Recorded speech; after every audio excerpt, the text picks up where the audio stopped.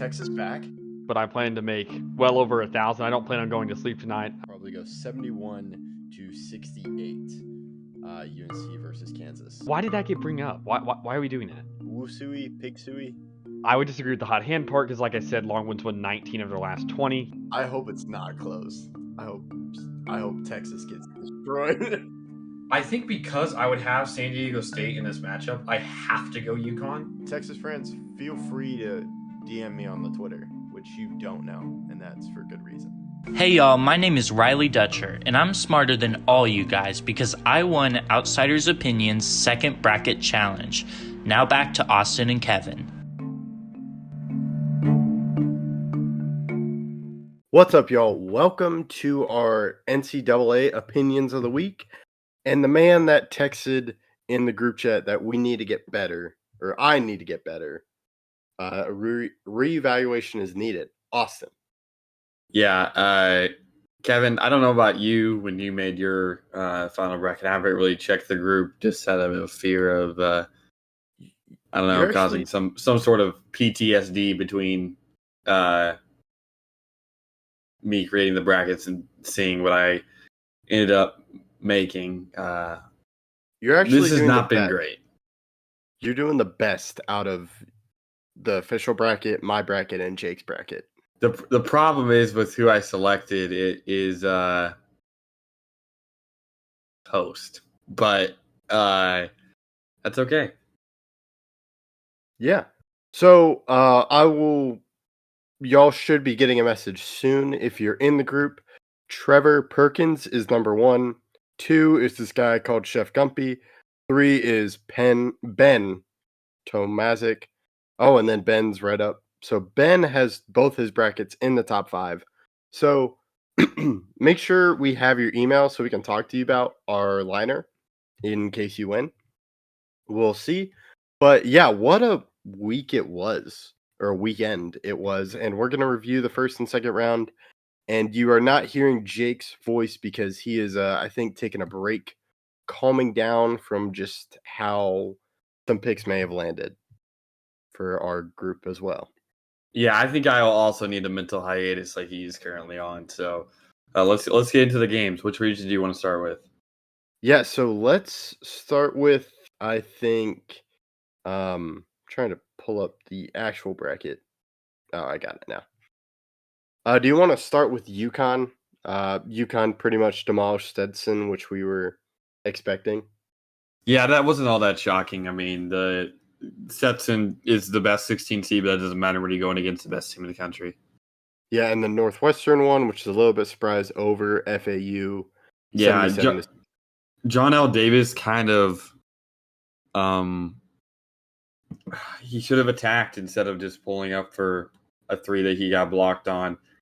He didn't really realize the time, and that happened in a later game in the second round. But yeah, I was kind of shocked, but I do have a good bit of brackets with Northwestern too. So yeah, and then San Diego State, I think, pulled one out. I missed this, but I saw you message Jay Liddy is that dude.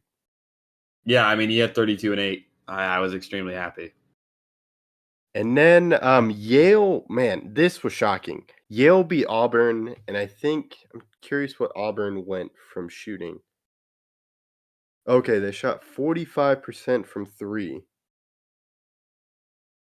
What did you see in this game? Yeah, Auburn always had the potential of beating themselves. It's always how they lost this year. I was very shocked that they ended up losing to Yale, but Yale had some good games earlier in the year, and Auburn just seemed like a team that was most of the times they lost, they beat themselves. And then this is one you and I got right: Duquesne over BYU. BYU recently had been struggling. They were 5-5 or 4-6 in their last 10 games, and I wasn't confident that they were who they needed to beat Duquesne, and Duquesne was hot. And then Illinois actually won and beat Morehead State. Yeah, it was close for a while, but Illinois pulled through. I thought Morehead State had a chance, and I still believe that they did have a chance. It was just Illinois' offense was too much. And then Washington State over Drake. Washington State, they have more defensive length. I was kind of surprised because Drake did make the tournament last year, but this 7 versus 10, it's not really all that shocking when it goes either way. And then you have Iowa State beating South Dakota State 82-65. Just what we're expecting from Iowa State. Yep. Same thing with North Carolina over Wagner. Then Michigan State actually beats Mississippi State. And this, I think, kind of goes into what we were talking about when our brackets were failing. Just the importance of a historic coach and a good coach in March. Yeah, I mean, we'll get to a point where that maybe is not the case, but true that coaches do matter. And Tom Izzo definitely did a good job in beating Mississippi State. But I also mentioned that Mississippi State was extremely high, low team. And when they're playing bad, they're playing really, really bad. And then we see Grand Canyon, which I didn't realize has Scott Drew's brother. Yes, Bryce Actually. Drew. And is Grand Canyon a part of the Mountain West? No, they're a part of the WAC, the Western Athletic Conference. Got it. Okay. But yeah, we expected St. Mary's. Yeah, Grand Canyon was always a good 12 seed. We just thought St. Mary's would be better. It was a close game, and Grand Canyon ended up pulling it out. And then Alabama struggled. They beat Charleston, but it was a pretty high-scoring game. Alabama's never had the best defense in the world. They played in a lot of sloppy, high-paced games, and they were always better than Charleston. I always thought they were going to win. Then we have, this one is what really messed up our bracket. New Mexico, who we had going to the Final Four. If you want to make sure, check out our video, part 4.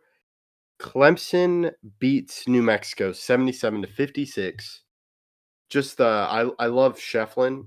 He's such a fun player, and you also have DJ Hall and then Hunter from Who Can Score from the Arc. I still have yet to actually have a full-fledged conversation with Jake about this this turnaround, but I've always known that New Mexico could shoot themselves out of games because of Jalen House and Jamal Mashburn Jr. both shooting 38% or worse from the field. But this did shock me. I was maybe not as high on them as Jake was. I know in my main bracket I still had them going really far, just not as far as Jake. But what a turnaround! Clemson had been playing poorly at the end of the year. They ended up losing to Boston College, and they turn around and get all the way to the Sweet 16. Yeah, and we'll talk about the game with Baylor. That game was just fantastic. But yeah, I'm curious how. Well, we'll go to Baylor. Baylor dominated Colgate. It was just from the shooting, and it was made me feel good about my pick with Baylor because I had them go a little bit farther. But yeah, Baylor against Colgate? I think how did Baylor shoot from 3? Oh, 50. Probably really high. Yeah, it was 16 out of 30. It was over 50%. Yeah. So next we have Dayton over Nevada. Yeah. Dayton went on a 24-4 run to end the game. Nevada was up by, I think, 19 or 17 with 7 minutes left, and it just crumpled. Nevada was a better team 90% of the game. They started to go away from Jared Lucas. They started to force the ball where it shouldn't be, and it was one of the more epic chokes I've ever watched. Yeah, and then we have Arizona beating Long Beach, nothing there. Then Tennessee beat St. Peter's, kind of what we expected. But Texas, 56-44 against Colorado State, which is something we didn't expect. Yeah, Texas is a good defensive team, and I am very impressed by the way they defended in both of their games. We'll get to their next game here in a minute, but Colorado State definitely didn't come to play, and scoring 11 points in the first half doomed them. And then Creighton, what we expected, 77-60, looking like a great team in that first round. Same thing with Oregon getting the upset over South Carolina. Cousinard and Fale Dante carried this team in both of their games, and it was kind of remarkable seeing them play the way they did. And then Kansas cut it close against Samford, 93-89. They got absolutely bailed. I'm not going to hold back in that sense. Yeah, I forgot. That was such a great block. And just what a terrible way if you're on the opposing team to get that foul call and be like, man, That's all ball. It's Yep. all ball. Kansas did not deserve to win that game after blowing a plus 20-point lead. And I thought Stanford was the better team coming the end of it. And unfortunately, an extremely bad call went against them. The ref just got a happy whistle. He expected there to be a foul. But that, if you watch the play back, I've watched it back a lot of times, it's all ball every time. There's nowhere he touches him at all. Yeah, and now moving on, I'm curious how Jake feels about McNeese losing to Gonzaga. Because this was... Yeah. McNeese, I started to become less on them closer to the bracket we got, or closer to the tournament we got, because McNeese had a very, very soft schedule. It definitely messed up Jake's bracket because I know he had them going to the Elite Eight. This year has been a struggle regarding brackets, and so we have a lot of things to reevaluate. But I'm confident next year will be even better. Yeah, and this is why we make the brackets, to see where, oh man, I really believe in this team, and then that team loses. And then we'll get to a team two teams that I love. It was sad that they had to play each other, but we got to finish this bottom part. Utah State beat TCU, and then Purdue beat Grambling State, which is something we all expected. Yeah, Utah State played well against TCU, and TCU just kind of played themselves out of that one. Next, we have Marquette beating Western Kentucky. I don't think we need to spend much time there, but then Colorado beating Florida. Yeah, Colorado, Florida, no defense being played, but Western Kentucky was actually up by 8 at halftime versus Marquette. Oh. Marquette had to actually turn it on, and they eventually did rout Western Kentucky, but Western Kentucky was in the game for a while. They were up 10 at one point and up 8 at half. And then Colorado, Florida, crazy game. The fact that both teams scored over 100 in regulation is nuts. Crazy shots both ways, and one of the better games of the first round. Yeah, and now this is one of the teams I want to talk about. Oakland. Man, dude, I love the story about Jack Golke getting an NIL deal right after his performance. Yeah, that's a great story, but here's another. This is a legendary coach in John Calipari who loses in the first round, but it's about freshmen. I've been saying it for a while now that freshmen are not to be believed in, but I obviously didn't believe that a freshman-led team with 3, 2 of them will be picked in the top 5 or 10 of this draft, Reed Shepherd and Rob Dillingham, but I didn't really believe that they would falter this bad, but next year I will have more brackets and more consideration for teams like this because freshmen do tend to fail come March. Yeah, and this is Kentucky has struggled. They got their first win in 4 tournaments, the past 4 tournaments last year, and they've just struggled. So that's shocking and something I wish I thought of and knew that fact. Yep. But now this is another team. I love DJ Burns. Did you see he was wearing Hardens against the Oakland game? I did not. I know. It just seems like such a fun team, and it was sad to see our beloved Texas Tech lose to this team, and it was 80-67. So Darren Williams and Warren Washington ended up playing, but they didn't look 100%. Pop Isaac shut them out of the game. I did really believe the Tech had a really, really high ceiling, but their floor was obviously low considering that their guys who came back from injury were not 100%, or at least didn't appear to be. Yeah, and NC State just really, they would throw it down to Burns, and he would be in the paint, and then he would find a shooter, which is, yeah, just sad to see Texas Tech lose. Next, Duke beat Vermont. I've been impressed with this Duke team so far in this tournament. I didn't really ever think that Vermont had much of a chance. I didn't like their chances mainly because their conference is terrible, but Duke definitely performed well. Next, we have James Madison, which is something we expected, pulling the upset over Wisconsin. I fully expected this. I thought James Madison was very, very good all year, and this does not shock me in the slightest. And then Texas A&M beat Nebraska, pretty high scoring. And then Houston beat Longwood. Yeah, Tamanaga didn't really get much help with the rest of his Nebraska teammates, and A&M kind of just kept pushing on offense, even though they do have a poor defense. And next, we'll go through the second round. I'm shocked with a lot of these blowouts. There are a lot of non-competitive games, so I was sad I wasn't always watching. But Houston versus Texas A&M, I saw this. I was like, man, I really thought this was gonna be a close game. I went and watched some like TV. Next thing I know, it's going into overtime, and Texas A&M hit a three to tie it to send it to overtime. This game was amazing. I watched it live, and Wade Taylor was the reason why they lost. I don't know if you saw, but he's their best player, but he shot 5 for 26. Dang, that's pretty bad. Yeah, and he took some bad shots and couldn't get anything to fall. If he just makes 10 shots, they easily win. But that was definitely one of the better games of the second round. Okay. Then we have Duke versus James Madison. They dominated. I thought this would be closer. James Madison got into foul trouble really early, and that caused them to take away some of their guys' minutes.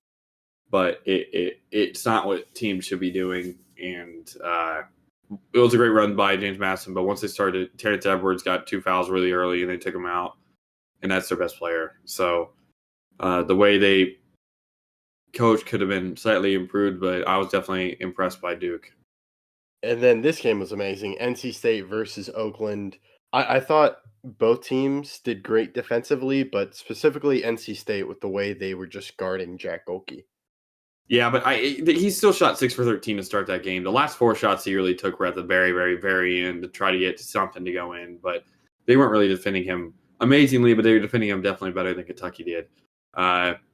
If Oakland could have got a last possession, that was good instead of what happened. I really think they would have had a chance because they couldn't really stop Trey Townsend, who had over 30 points. But it was definitely a good performance by NC State. Yeah.